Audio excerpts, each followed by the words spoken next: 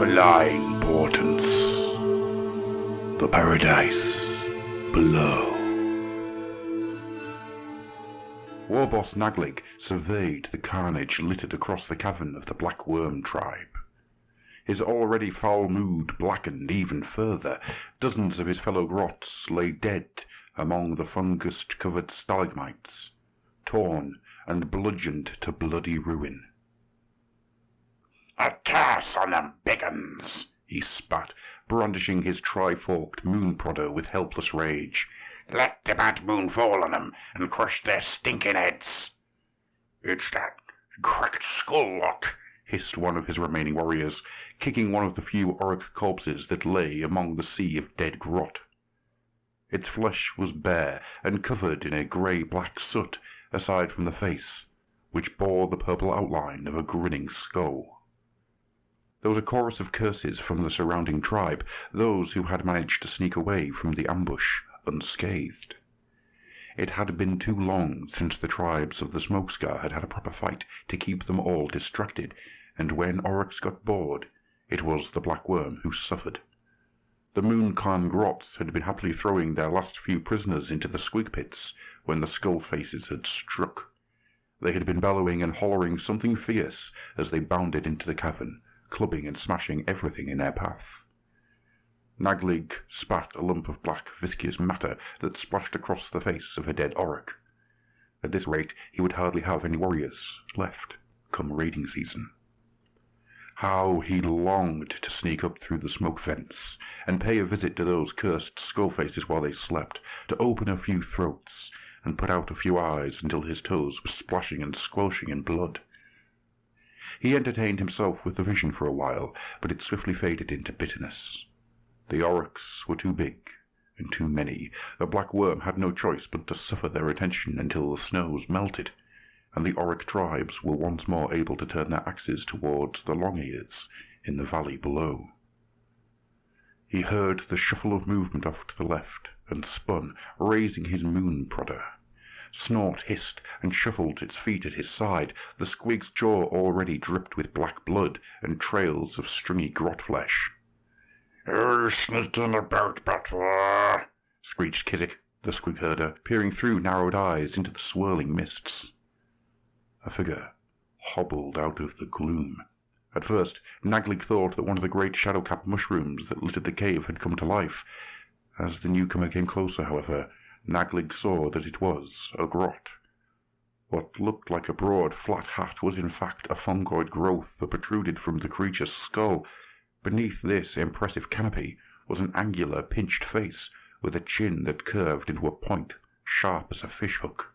A cave shaman. The figure waddled up the slope towards the wary grots, a wide grin smeared across his face. Malign felt an awed reverence as he looked into the priest's manic eyes, which blazed with shroom-addled intensity. It was said that the cave shamans spoke directly to Gorgomorka whenever they feasted upon their sacred death caps, and that their holy visions always led to a fine festival of slaughter. A visit from one of the great green gods' roving war-seekers was a blessing from the Bad Moon, all right. In all their long and not often glorious history, the Black Worm tribe had never received such an honour. "Well, you is a sorry lot, ain't ye?" the mad-eyed priest cackled. "Trapped in these here caves, hunted by storm gits, and battered by big uns whenever it takes their fancy. Bad Moon ain't shining down on you, no boss." Despite his awe at the cave shaman's presence, Malign felt a bitter ball of irritation building up inside him. "Ain't our fault," he hissed. "Them big uns is all over the place. They—" The cave shaman held up a long, crooked finger. "Bite your tongue, war boss," he said. The mad-eyed priest began to shuffle and twirl with a madcap flourish, stamping his feet and brandishing his crooked staff. The wiggling centipede atop the stave's tip writhed and hissed in irritation as the priest whirled and cackled and kicked his iron-capped toes. "The Bad Moon hangs over the land below," bellowed the cave shaman as he cavorted madly. "Above, a desert of greenskin dead, all split and poked and stung with arrows. No oryx left down there. No big-toothed ones to clobber and bellow and whip you bloody raw. Only glory for grots. Choking spores began to spill from the cave shaman's mushroom crown. Naglig blinked and retched as the cloud seeped into his enormous nostrils, setting his brain alight with painful yet tantalizing fire. "Witness the true power of the Blackworm tribe," roared the shroom priest. "Witness what awaits you in the lands below, where grots rule all." With that, he blew a cloud of sparkling powder into the warboss's face.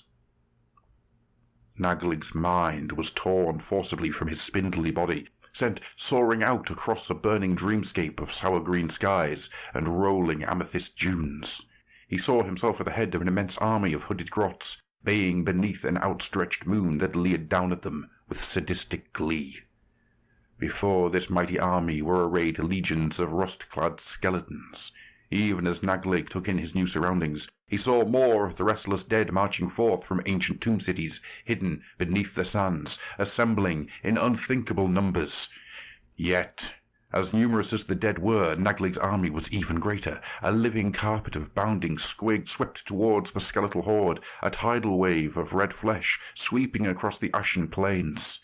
Naglig shrieked his prayers to the bad moon, and his endless mob screamed along with him, the clamour of voices reaching such a pitch that distant mountain ranges crumbled to nothing, and blazing, sickle-shaped meteors rained down from the maddened sky to crush mausoleum cities and barrow mounds to dust. The Grot army began to run towards this most glorious battle, this gift from the great god Gorkamorka, and Naglig followed. As he charged, faster and faster, his feet left the ground, and he was soaring out over an ocean of black-clad bodies, as the skies exploded in flaming spirals of lurid colour. His own name rolled across the desolate wastes, bellowed by a billion Grots as they leaped into this battle at the end of all things. Something slammed into Naglig's jaw, and he awoke to find himself sprawled in a puddle of his own drool, his chin aching from where he had struck it upon the cavern floor. He was dimly aware of his warriors stirring awake with wild-eyed confusion upon their ugly faces, some vomiting streams of bright yellow bile. Naglig felt as if he had been entirely hollowed out, his guts and bones replaced with blazing light. He staggered to his feet. The cave shaman loomed over him, eyes gleaming with mad moonlight, his mouth fizzing with tangled stalks of fungus. "So," said the cave shaman, "you following me or what?" Naglig's stomach lurched and groaned as the swirling vortex spat him out into the empty air. He landed, stumbling and cursing on a mound of jagged bone fragments. Chipped skulls and rotting fingerbones crunched beneath his boots. More blackworm grots were pouring through the whirling portal of green energy, spilling out and rolling down the hill before clambering, grumbling and unsteady to their feet. The sounds of battle and slaughter met Naglig's ears, and he looked up eagerly, expecting to see the same billion-strong tide of grots he had witnessed in his shroom-summoned visions, dancing and killing beneath the bad moon. Instead, he saw a valley of the dead come to life. On all sides, rib-shaped arcs of yellowed bone curved towards a sky of deepest purple.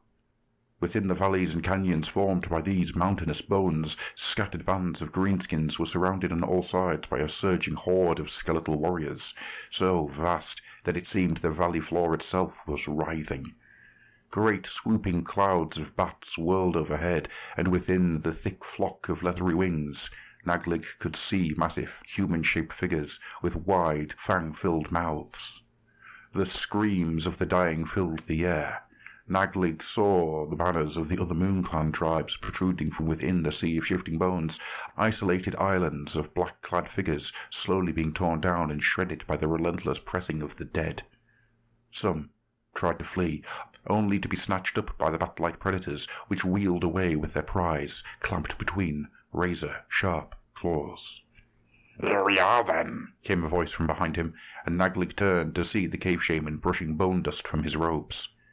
The portal whirled and spat behind him, unleashing trails of sparkling energy that illuminated the shroom priest's immense fungoid crown.